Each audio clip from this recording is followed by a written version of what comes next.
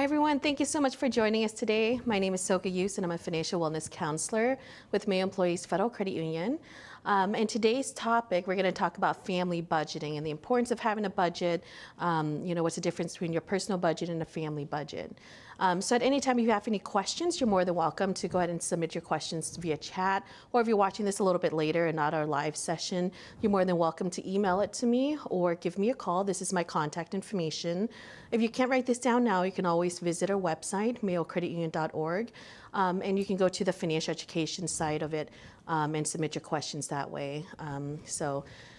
On today's agenda, we'll discuss on how family budgeting matters and factors to consider, some common financial stressors for families, creating a family budget template, housing considerations, utilities, subscriptions, and transportation costs, budgeting tips for food, new baby, healthcare, etc., debt repayment and savings goals, communication about money, as well as mindset shifts.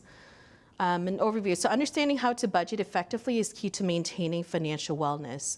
Why family budgeting matters. A family budget offers a blueprint for managing your resources efficiently and reducing money-related stress and preparing for life events.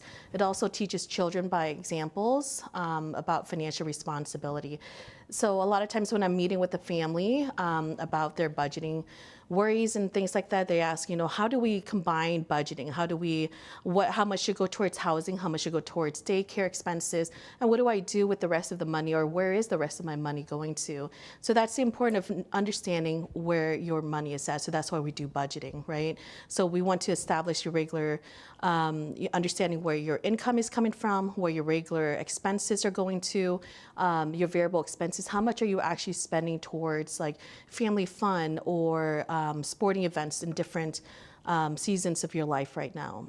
And so it's really important to document those things, to review, to go ahead and audit all of your accounts, to see where all your money is going to. So that way, when you're sitting down with your spouse or during your money date with your partner, you know exactly where all your money is going to. Or it might be some eye-opening, experience to go over it with your spouse, to audit it together, to say, you know what, I didn't think that I was eating out this much. I didn't think that baseball was going to cost us this much and stuff. So it's really important that you and your partner are going through this together and actually sitting down and just trying to budget and trying to figure out where your money is going to.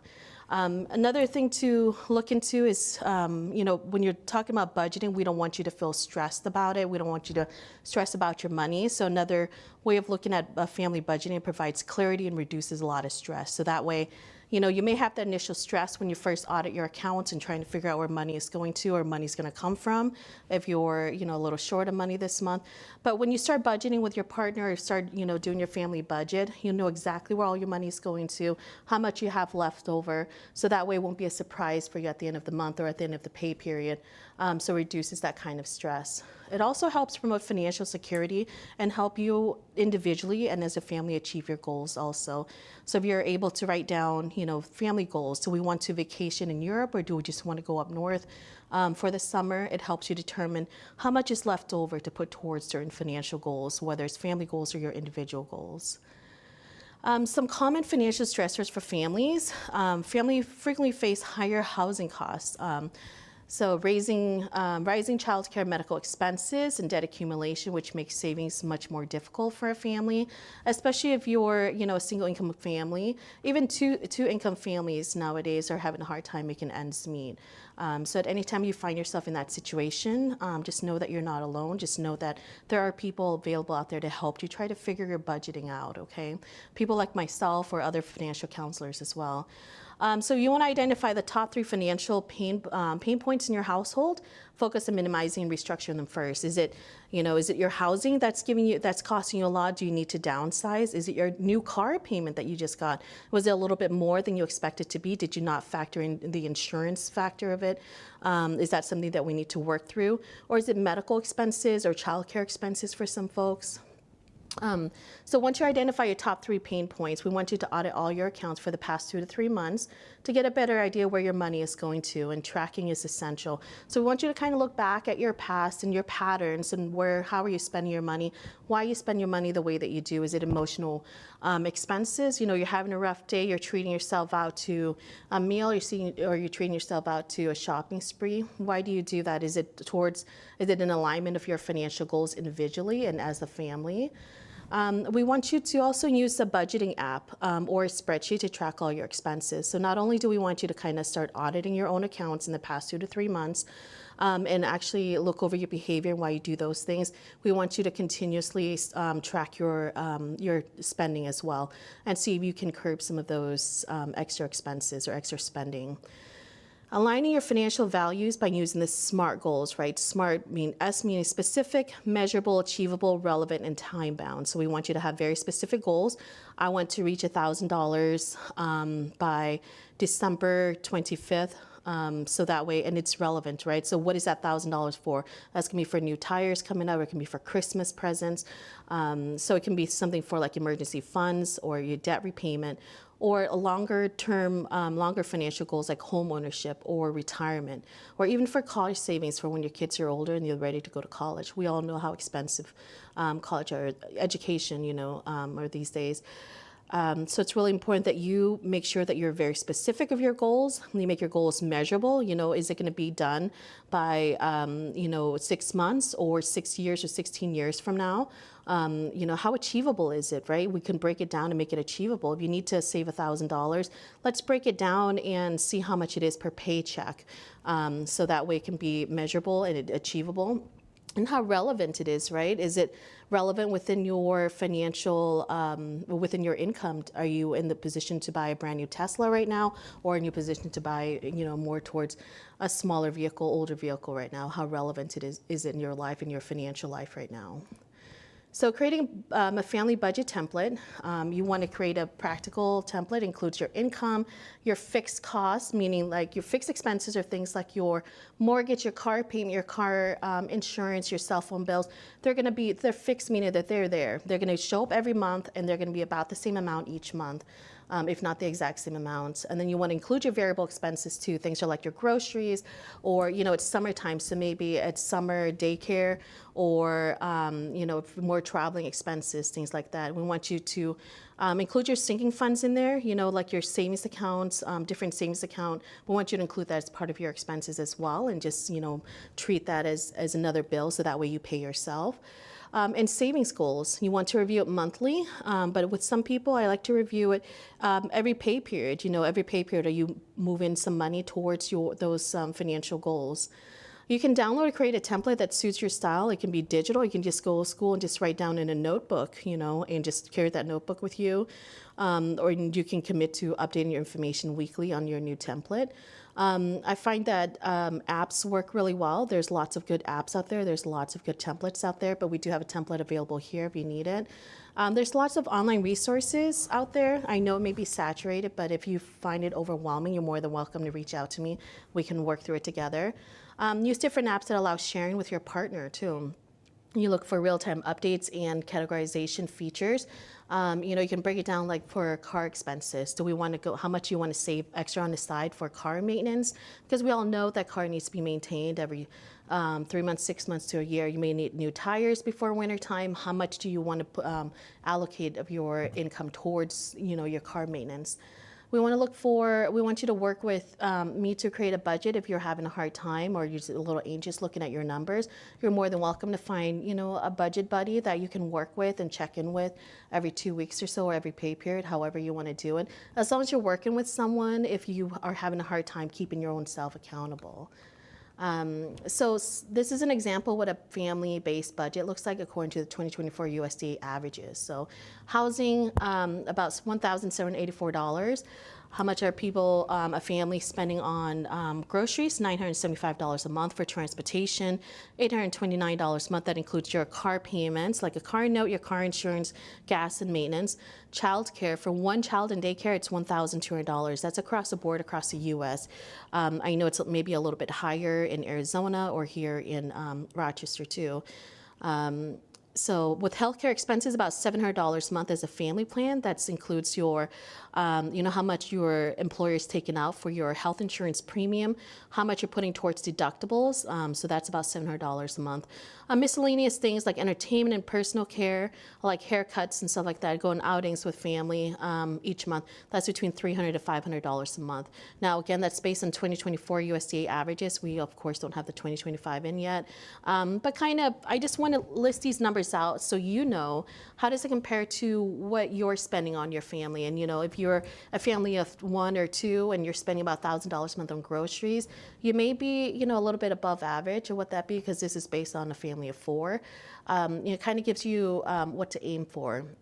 And again, I want you to set up your budget according to your lifestyle.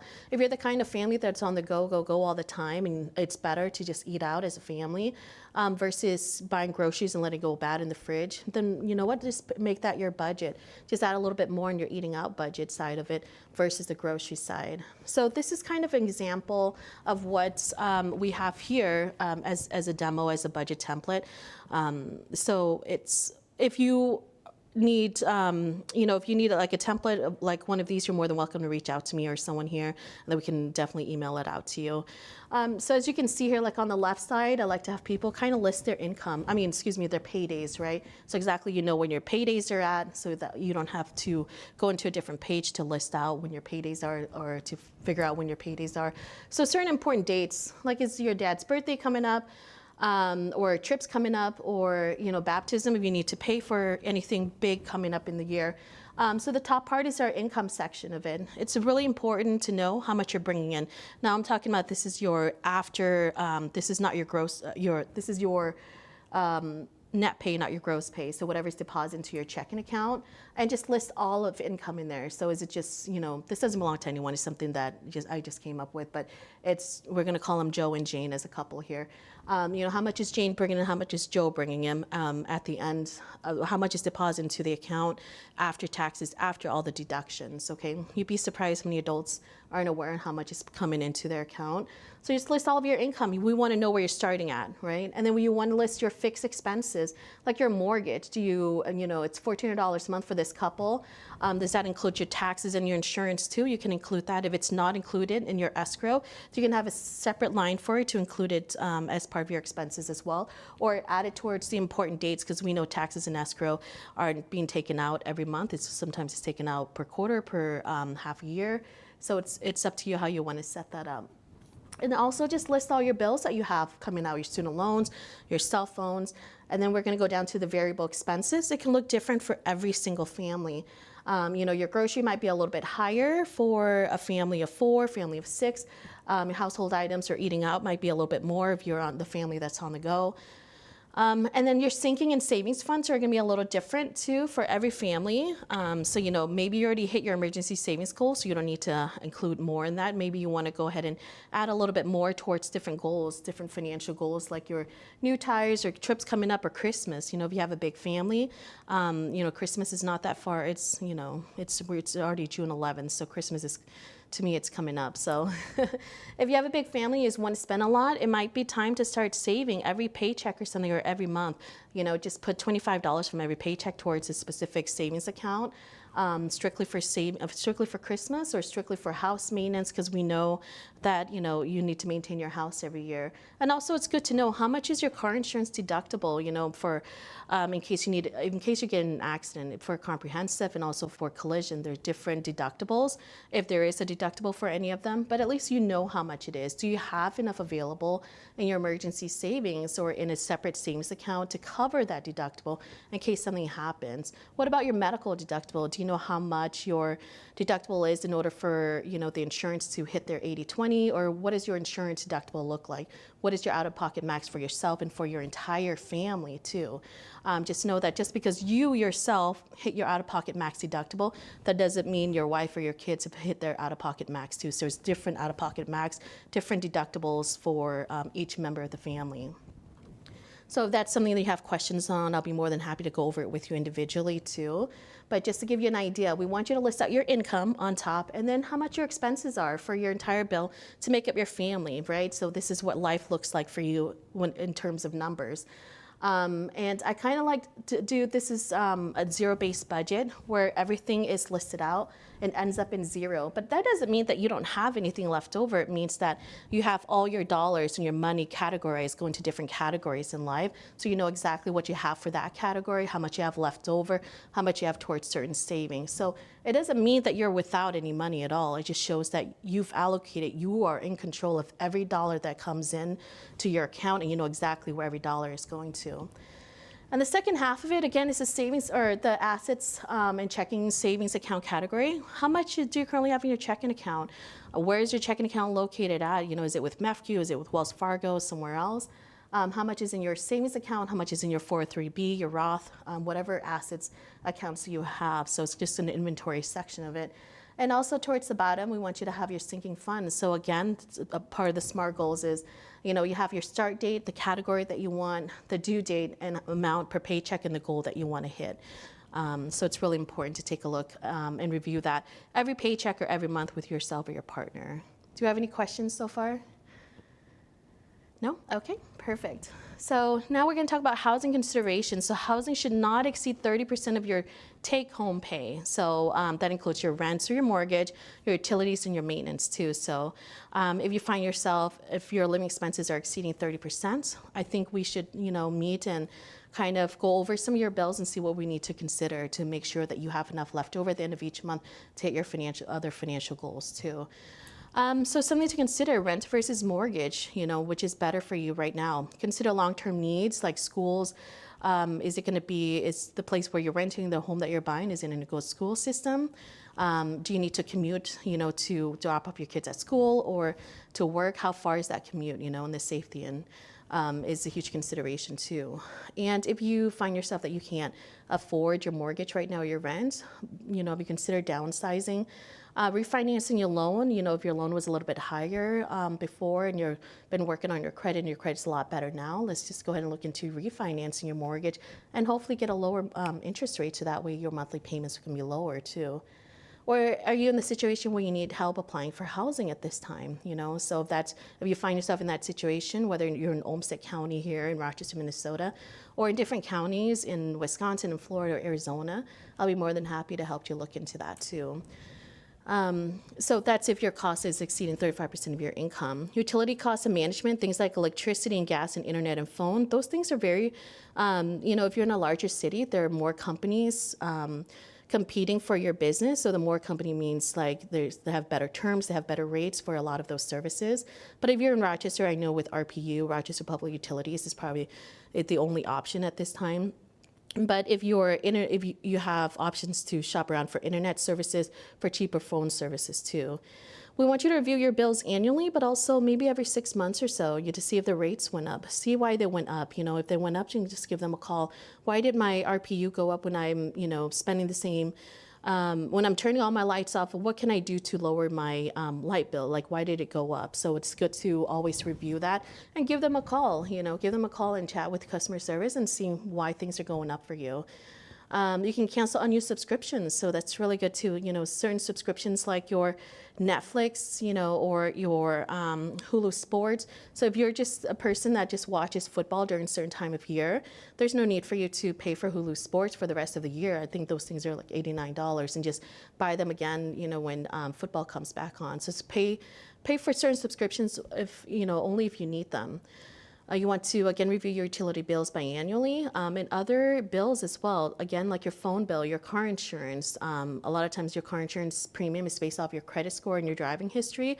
So you've been working on your improving your credit score, and the last time you were in an accident was about 5-6 years ago. You might want to reach out to your insurance company and see if they can give you a better rate. And if they can't, then, you know, it's good to always shop around for different rates too. So don't be loyal to one company just because you've been with them for a long time. You have to keep focused and stay focused on your financial goals, and, you know, cutting back on certain subscriptions and getting different insurance, cheaper insurance will help with that too. Again, subscriptions, review annually or biannually, cancel or pause unused subscriptions. Transportation costs like vehicle payments. You know, do you really need a new vehicle right now? Can you sell your new vehicle for a cheaper vehicle, you know, for something that you can just buy cash? If that's a situation that you're in, if you can't afford your car payment. Consider refinancing. You know, if you've had your car for a couple years, it's still in good condition, but the interest rate was a lot higher when you got it. You've been working on your credit. And it's better now, you might want to go ahead and refinance your car loan as well. So you want to set up car maintenance as part of your sinking fund. Consider carpooling when possible too. So again, going back to your budget, part of the sinking funds, I want you to include your car maintenance in there too, because we need to maintain the vehicles, right? And again, food budgeting, USDA Thrifty Plan, about $250 per adult or $180 per child. Meal planning and shopping at lower cost stores to save more money. I think we're all pretty good at trying to figure out which grocery stores, have different sales and which ones are the cheaper ones too. So, of course, the best way to reduce food expenses is reducing takeout and food waste. So, if you need help trying to do more meal prep and stuff like that, there's plenty of websites, plenty of apps, plenty of videos out there on how to prepare your meals for you, yourself, and your family for the rest of the week on a very small budget. Savings, we want you to build an emergency savings. Emergency fund should be about between 3 to 6 months of living expenses in case of unexpected financial loss. But going back on that graph, 3 to 6 months of living expenses may be very intimidating. It's a very large number. So start out with 1 month. Once you reach 1 month, that's wonderful. Celebrate that victory with you and yourself and your family. Celebrate that. But the goal is to always have between 3 to 6 months, especially when you have a family relying on you. Again, start small, $25 to $100 a month. It doesn't have to be something, extreme, but starting small, as long as you keep that momentum going, that you will continuously build. Put your money in a high yield savings account. That way it grows a little bit faster too. The easiest way to save your money is to automate your savings. Have it directly taken out of your paycheck. Say, you know what, I don't want 100% of my paycheck going towards this checking account. I want to go and deposit 10% of my paycheck, each paycheck, going towards, different savings accounts that's outside of your regular checking account. That way you're not so tempted to use it. So automate it that way, or you can just automatically automate where you have $100 sent from your checking account, from one checking account to another savings account each month or every 2 weeks also. So if you need help with that, I'll be more than happy to step in and help you take care of that too. Again, use your high yield savings account, utilize it, do some research on who's offering the most out there.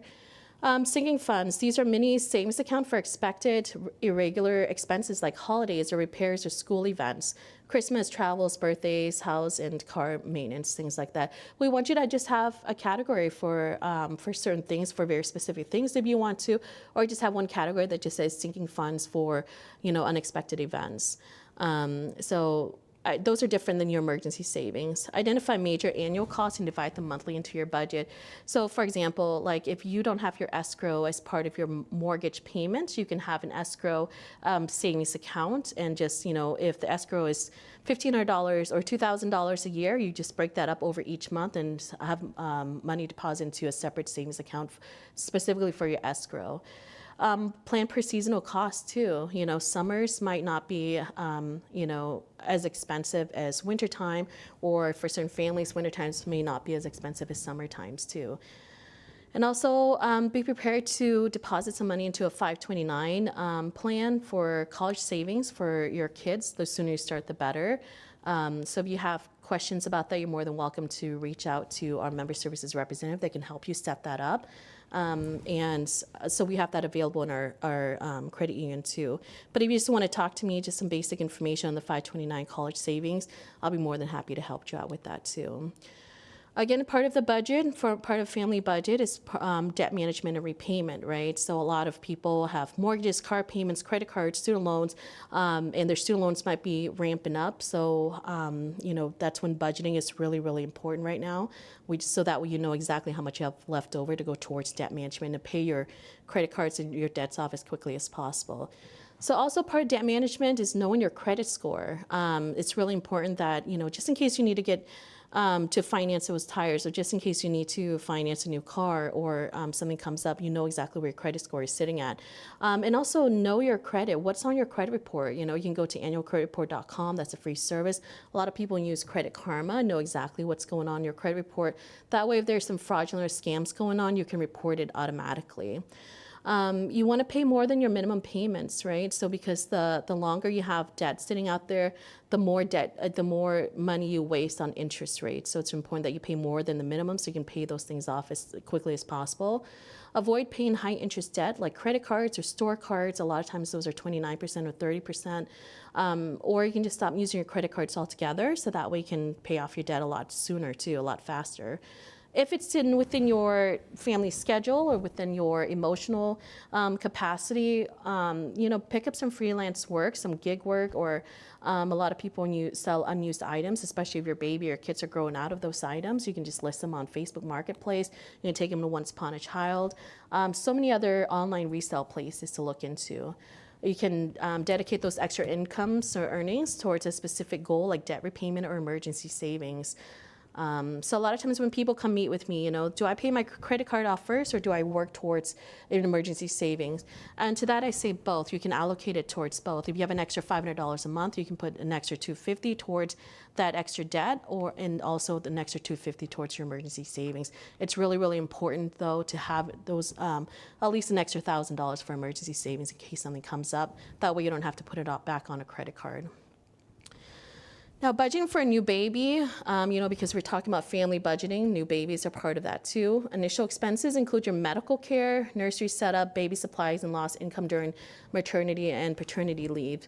With medical care, have you met your out-of-pocket max yet? What else do you need to include that? Do you need to see, a special nurse, a special maternity nurse or a special maternity doctor? Or a doula? Is your insurance covering a doula? Sorry, I was trying to remember the name doula. Is your insurance covering the doula? Do you need to ramp up your FSA, your HSA, from the year prior during open enrollment? So you have to think about that, during birthing. Do you have to go to extra birthing classes? How are you going to pay for that? Who's going to be there? So you want to create a separate baby budget and start saving during pregnancy to ease some of the financial transitions, right? So during your pregnancy, do you want to set up aside extra expenses for clothes, for some stomach straps? When I was pregnant, I had to use one of these, I forgot what they're called, belly binders. Is your insurance covered in the belly binders? And, do you need to get some extra exercises, different pregnancy massages or yogas or Pilates and stuff during your pregnancy? Do you have to pay some extra expenses towards that? Or look into your insurance. What is available there for you during your pregnancy journey? Understand your short-term disability and your sick time pay if applicable. Are you working in a place where they offer short-term disability? How much is short-term disability? Is it 60% of your total income, or is it 100% of your total income? And how long is your short-term disability for? What's available through the state with short-term disability, what's available through your employer with short-term disability too. And your sick pay, do you have to use up all your sick pay and your PTO before your short-term disability kicks in? There's so many questions to ask your HR department too, but also understand your rights right now too. Understand what is available in your county and your state, and understand what is how much hospitals and delivery costs are going to be. Diapers, formulas, clothing, cribs, car seats. It seems like it's never ending when you are talking about baby stuff. Emergency savings expansion. Before, when it's just you and your significant other or your partner, $1,000 may be enough for emergency savings. But now you're having a baby. How much is can be enough for emergency savings? Do we need to revisit that? And also, it's really important to understand your parental leave and your income adjustments. Do you need to save extra now between now and the next 9 months, 3 months or 6 months before you take leave? How much your bills are going to be? What can you cut out for between now until the baby comes? Understanding childcare costs. The average daycare costs between $10,000 and $15,000 per year right now. That's a lot of money, but there's a big difference between in-home daycare versus center daycare and versus nanny shares, or just have your own nanny too. How much are those going to be? So tax credits available, child independent care credit. You can talk to your tax professional about that, how much you can save with that. Also research local child care assistance, whether it's county, city, or state, or federal. Do your research and see what's available out there for you. Budgeting for healthcare, you want to include your premiums, your deductibles, your co-pays, your prescriptions. How much does that come out for you for the entire year? Break it down. How much was it for you for last year, just for yourself or for your family? Or, does little Timmy needs braces this year? How much is that going to cost? Where's your credit sitting at? Is your credit going to be good enough to finance, new braces for him or her? So that's something to really look into also, what's coming up, not just for this year, but for the next 2 to 3 years, and you can start saving then too. or you can start saving from now instead of just waiting until then. Understand what premiums and deductibles and copay means. Just because you're paying your medications each month, is that included? Is that going towards your deductible each month too? That's something for you to talk about with your HR department. But if you need help deciphering or trying to understand the difference between them, I'll be more than happy to walk you through that too. Review your plan annually and calculate your maximum out-of-pocket costs to budget accurately, not just for yourself, but for your entire family too. Medical debt is a significant driver for bankruptcy in the United States. So roughly about 66.5 of all personal bankruptcies are medical debt bankruptcies. That includes both the direct cost of medical bills and the loss of income due to illness or disability. So it's really important to understand, do you have short-term disability? What does that entail? Do you have long-term disability? What does that entail? So it's really, really important to understand where your income is going to be coming from. And what kind of source of income do you have, to put towards those medical bills or just extra in your savings in case something like this happens. An estimated 500,000 to 650,000 people file for bankruptcy each year due to medical debt. So that's not a small number at all. So it's really important that you understand your family budgeting, where your money is coming from, what kind of insurance you have. Make plans for the unexpected. This is not fun to talk about, but with life insurance, when you're on your own, your life insurance, who's it going through? Who's the beneficiary? Now that you have a family or you're part of a family unit, is your life insurance going to be enough for them? Is it going to be enough for them to cover your mortgage for the next few years, or your car payments or medical expenses, or is it just enough to cover your funeral expenses? It's something to really look into. Wills and guardianship. What's going to happen to your kids if something happens to you and your partner? Who do you want to share custody with after something happens to you, or whatever? That's, again, it's not fun to think about, but it's really important to make sure that you have all that set up. Now with Mayo, they have a benefit, selective benefit called with a legal facility called ARAG, A-R-A-G. So it's really good to look into that. It's a voluntary benefit for legal insurance that's available through Mayo, so it's really important that you look into that and see what they offer as far as when it comes to life insurance or will and trust and will and guardianship. Understand your disability insurance. Now, EAP, Employee Assistance Program, have a lot of really good resources available to you. So if you need help reaching out to them, or you need help getting some explanation on this, you're more than welcome to reach out to me too. But again, we're talking about this as part of a family budget because we want you to know how much is your monthly expenses, how much does life cost for you and your family right now in order for you to get enough insurance to cover that, and how many years it's going to cover your expenses when you're gone. How much of disability insurance is going to cover that. So it all comes back to budgeting, right? That's the base of it all. So teaching kids about money, you can use your allowance to teach savings and spending. We have a video about kids and money too. So if you look back towards your live or you have questions about that, you're more than welcome to reach out to us. We want you to set your savings goals for your kids too. We want you to start building a healthy relationship with finances and your kids. Just think about you yourself, growing up. What was your relationship like with money? How were you introduced to money and to bills? Was it surrounded by anxiety? Was it surrounded by elation or depression when it comes to your family talking about finances? So it's really important for you to really think about, how do you want to set up a foundation of financial relationship for your kids? This is what they're going to carry with them for the rest of their lives. Because a lot of times, when I talk to people about budgeting, they said, I was not taught this in my household. The only time my parents talk about bills is like, we don't have enough money, so where is it going to be coming from, right? So then you just kind of grow up and you kind of learn from your mistakes and stuff. So it's better if you do just talk about your kids and kind of teach them now and be transparent with them. This is how much, I can't buy you this new, Xbox or whatever, because this is how much a mortgage is and this is how much I'm bringing in. So even though I can't buy this Xbox right now, but we can go ahead and have it towards your savings goals. We can put $25 a month towards it. You can try to work more or do some more chores around the house so that way I can pay you more, in chores. So talk to them about that and be transparent. We don't have this now, but this is how we can work towards that goal, and this is how we can achieve that. Involve them in age-appropriate family budget talks. Start a weekly allowance with rules of if I'm giving you $20 a month to do your chores, why don't we put 50% of that towards your savings, 40% towards spending, and 10% towards charity if that's what you want to do. Just set it up according to your family values. Open a custodial savings or investment account for children. We have youth certificates available here, savings account, checking account. You can teach them about the importance of credit, why it's important to pay things back when you get a loan, or why mom and dad have to pay back credit cards or certain loans and stuff. How does loans work? How does interest work? Make sure it's just age appropriate though. Set and celebrate a little progress, like emergency fund. Woohoo, we hit, you're able to save $100 this month going towards your big goal of $500 a month towards the Xbox. Forgive me, I don't know how much Xbox is, but let's just say $500 a month in this situation.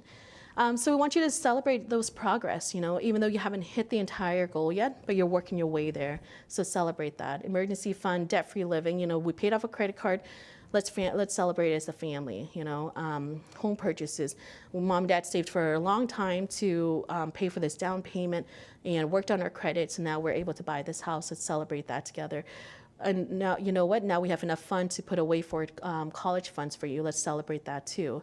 We want to create a family vision board with visual milestones. We're only a few steps away from hitting our Christmas goals, you guys. So let's celebrate that too. So it's really important to include them as part of your money talk with your partner. Money conversations with partner. Again, be transparent. Transparent communication reduces financial tensions. There's such thing as financial infidelity. So it's when I do meet with couples in my office, it gets a little awkward when I pull up each individual's credit report, and there's about $60,000 more debt on one credit report than the other. So it's really important that you are transparent with your partner to reduce a lot of tension, a lot of stress. Discuss individual and shared goals, habits, and roles too. Understand your relationship with finances might be different than your partner's. Your partner may be raised in a household where they talk about finances a lot, where they have a healthier relationship with finances, and yours is the exact opposite. We want to avoid blame and focus on teamwork, focus on our shared goals. So that's really important. Review your budget monthly or per paycheck, and hold a family meeting quarterly to update and set new goals. You are the CFO of your household, of your family finances. You have to act that way. You have to take your finances seriously because that offers safety and security for you and your family.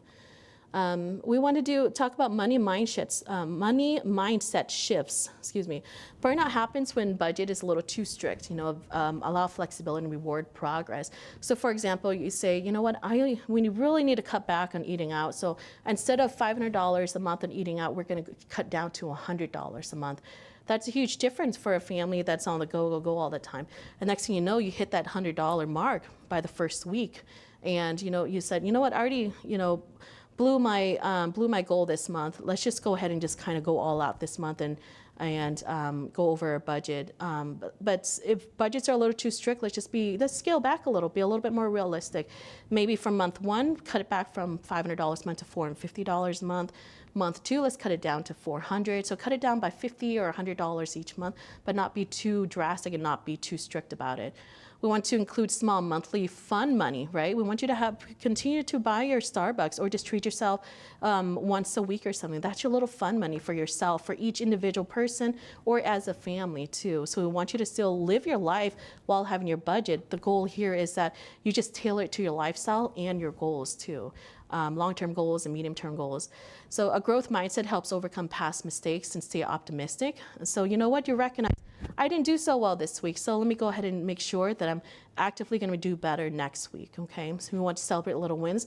I didn't go over my budget. Let me just go ahead and celebrate with my family and friends. Allow some fun money, of course, and adjust as needed. We want you to stay focused on the progress and not perfection. It's just going to be a little whining, but eventually you'll get to your goals. Additional tools and supports that we have, you can meet with me virtually or in person for ideas on how to better plan ahead for your future expenses and set up detailed budgets. You can also use different tracking tools to match your expenses. You can use one of our templates. There's plenty of templates online. You can use different apps that are available out there. Some are paying apps too, but it's really important that some way, somehow, just make it a goal to start budgeting, to audit your accounts, to start a family budget with you and your partner and your family. Keep tabs on your expenses with services that we have available or online and mobile banking. We have e-statements, automatic savings transfer, and bill pay as well. Do we have any questions online?